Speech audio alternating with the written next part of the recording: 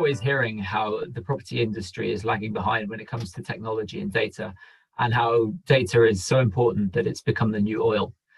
My guest today was Alex Storey of data company Reomnify, and we spoke a little bit about data availability and usage around the world, something called the Lockdown Livability Index, and what his company does to work with property portals to improve their data game. If you like the interview, don't forget to subscribe and like the video down below. So hello, Alex. Thanks for being with us today. Could you tell us a little bit about what Reomnify does? Yeah, absolutely. So Reomnify is a data business. We're headquartered in Singapore, but active in the UK and Australia as well. And our whole aim is to bring a broader range of data sets to the real estate industry. And broadly, this is what we'd call, alternative data. Okay, and how did you get into the data game? Do you have a background in it? Do you have a co-founder with a background in it, anything like that?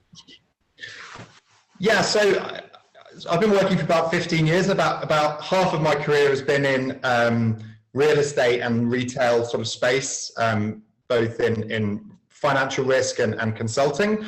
And then the other half has been in technology and enterprise sales and partnerships for companies like Google.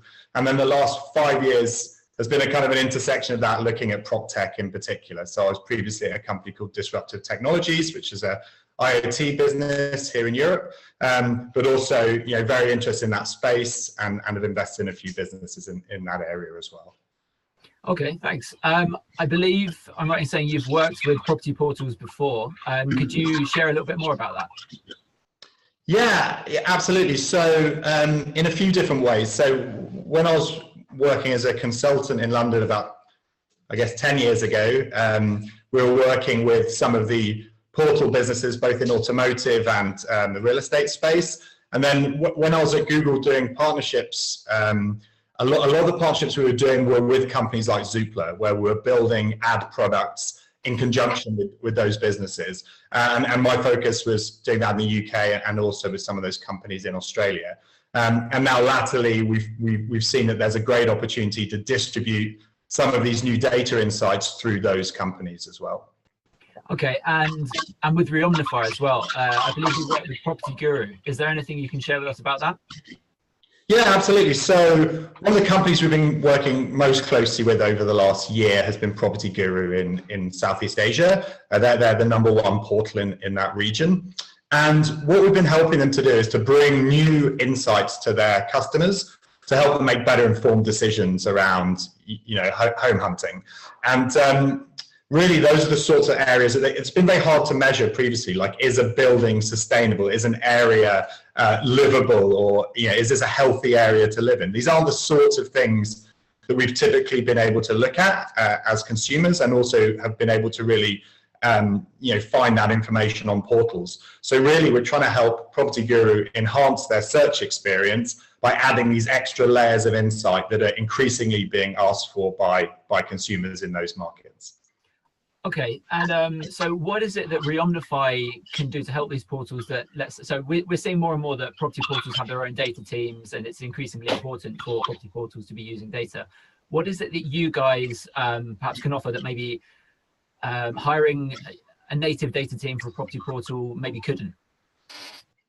Yeah, absolutely. And it isn't sort of one thing or the other necessarily. We work closely with the data team at Property Guru, for example.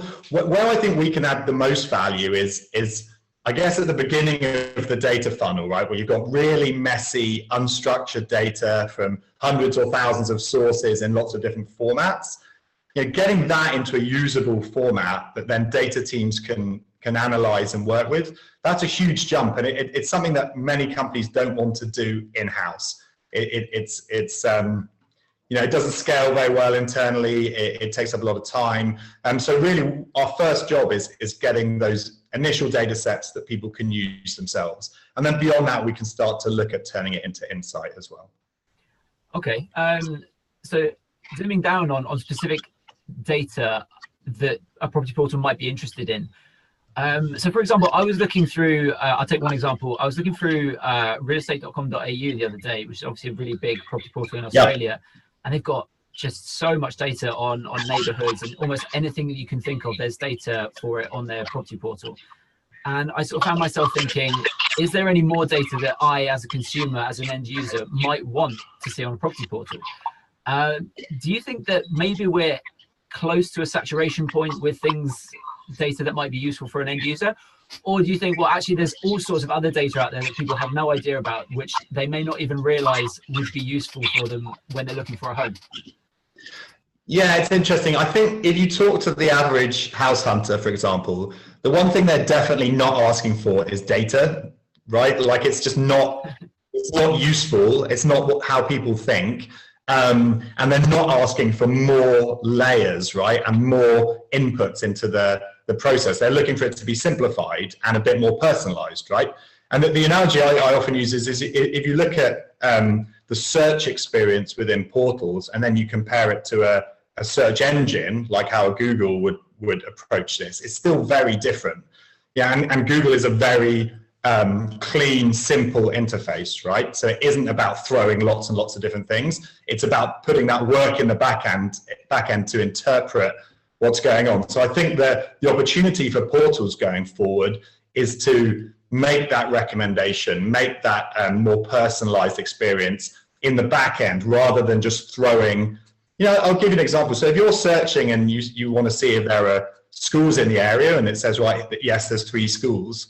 Yeah, you have no concept as to whether that's good or bad. Is that better than average? Are these are relevant schools for my children? The data there isn't that useful. But if you can turn that into something that's much more meaningful, people are thinking about, is this a healthy area to live in for my children, right? Is it safe? Are there green spaces? Rather than just show me lots of different types of information. Okay. One thing that I saw somewhere is the lockdown livability index, and I'm kind of curious about what that is. I imagine that there's obviously the last year or so, there's been certain changes and maybe new metrics that people are looking to. Is the lockdown livability index one of those, and how do you go about calculating such a thing? Yeah, I think this is something we've been looking at over the last year, and whether this continues as a lockdown, hopefully not. Hopefully lockdowns will be behind us. But we are seeing that people are looking for different things when they're house hunting. And if you look in London, for example, the demand for houses is far outstripped the demand for apartments, which has actually declined slightly. So the things people are thinking about has changed, and that's prompted us to go and look at what are these extra data sets that we can bring in. And so looking at satellite imagery of the amount and density of green spaces in an area is increasingly important, right? Being able to have within, let's say, a 15 or 20-minute walk, certain number of amenities, green spaces, healthcare facilities. These are things that are more top of mind. And this has been something that I've lived, right? I've moved country twice in the last 11 months, which is not something I'd recommend. But each of those moves, we've had a very different perspective on what we're looking for, just because in the last 12 months, the world has changed so significantly. I've lived in an apartment, a bungalow, and now a house, and they're serving very different purposes. Now we're optimizing for an extra room with the desk to be able to work from home and things like that. But being able to then pull in these types of data, make that decision making a lot more straightforward. Okay, I want to move on to some broader questions about property data in general. One interesting point that was raised by a friend of ours, Georg Schmiel, in an article that he wrote for us a few months ago, was that property portals and sort of PropTech companies are now, let's say, the kind of de facto sources for property data, more so even than governments. Is this something that you agree with? Have you ever worked with governments? Do you think that maybe the government statistics on housing around the world are lagging somewhat? Well, I mean, not to sit on the fence, but it does really depend. So, I mean, to give you some extremes there, we've done quite a lot of work in India, and the starting point of where you have data to begin with is very, very low, right? Typically you've got the census, which was a 2011 census in India. It's due a 10-year update this year. But that's not hugely insightful, and any government data is pretty hard to come by, and it's not very trustworthy. If you look at Singapore, the state of Victoria in Australia, if you look at New York State, hugely transparent. The government's done a good job at compiling data and making it shareable. The UK is another example. So it does vary. The JLL does an interesting market transparency index that looks at these different markets and how good they are at centralized data. But in any case, even when there is a lot of government data, there's a huge job at like compiling that and standardizing it. So even in Singapore, that's a big part of what we do. And how easy, so I imagine in your job, one of the big bottlenecks is getting hold of data sets. How easy are some of these data sets to obtain? I mean, how do you get these data sets? Do you have proprietary methods to get your own data, or is it a lot about partnerships? Yeah, it's a mix. One thing we're less excited about is just gathering together, ready to use data sets and sort of presenting them. We're trying to build new data sets that fill a gap that weren't already there, that wasn't already being filled. So, an example is in many markets, just a trustworthy, dynamic point of interest library, right? So understanding what is where in a city is actually surprisingly difficult. And by building that, we've built that now in Australia and Singapore. We'll be building it in some other markets this year.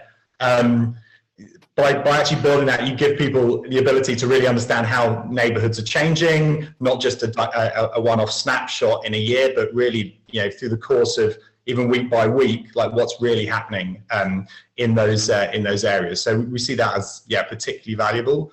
But it's just one of the various ones we're looking at. Now, for that, we work with hundreds of different online sources. In some cases, it's partnering. In many cases, it's pulling down public data off websites and then pulling in things like government APIs, etc. Okay. Final question from me, and this is something that I have been reading about almost constantly. There's a new article every week saying about how the real estate industry around the world is so backwards and it's got a long way to go, etc., etc. Have you, as someone who works in data, seen a bit of a change in attitudes and in, let's say, availability of data over the last, well, I guess since the start of the global pandemic? And do you see it changing in the future as well?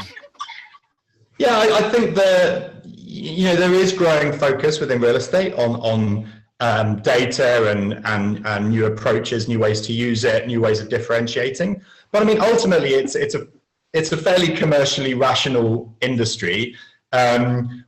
People will start to act when they see it moving the needle, right? And when you look at some of the insights we try and bring to the market through portals, it's about helping people to make better informed decisions. And so if people start, prioritizing greener buildings or buildings that are, built in areas where there's enough provision of amenities or green spaces or whatever, when people start prioritizing that and it moves the needle on prices and demand, then the industry will take notice of that.